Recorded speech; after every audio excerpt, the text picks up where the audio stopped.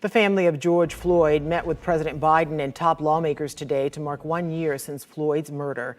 It was May 25th, 2020, when video of Floyd was taken showing the former Minneapolis police officer Derek Chauvin kneeling on Floyd's neck during an arrest. Floyd died a short time later, and his death led to protests across the nation.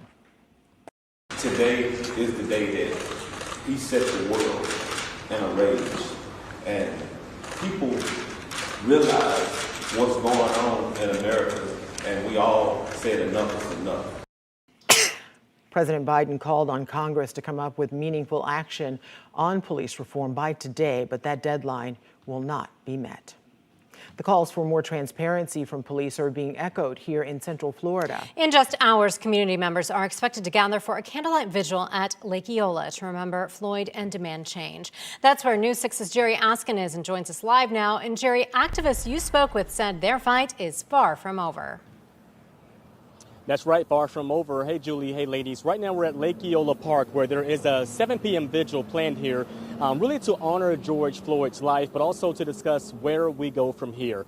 I spoke with a future lawyer and also a community activist today who, as you mentioned, they said, yes, the fight for equality for all people is far from over.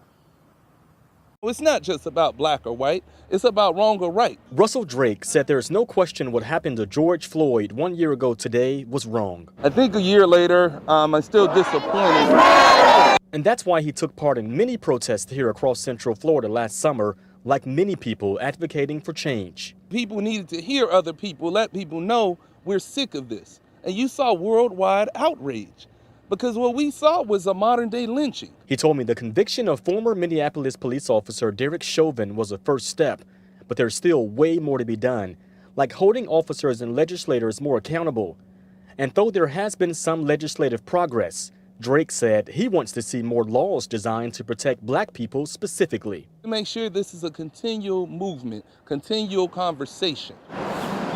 FAMU law student and mom of three, Suwana Janvier, told me as a future lawyer, I have to stand up and say something, say it's not okay, it's not right. She too wants to help bring about change, advocating for more police reform laws, and she's also pushing for more black lawyers. Definitely being in an environment where you can see more of us reach that goal, that we have the dream of being advocates for our communities, giving back to our communities, serving our communities.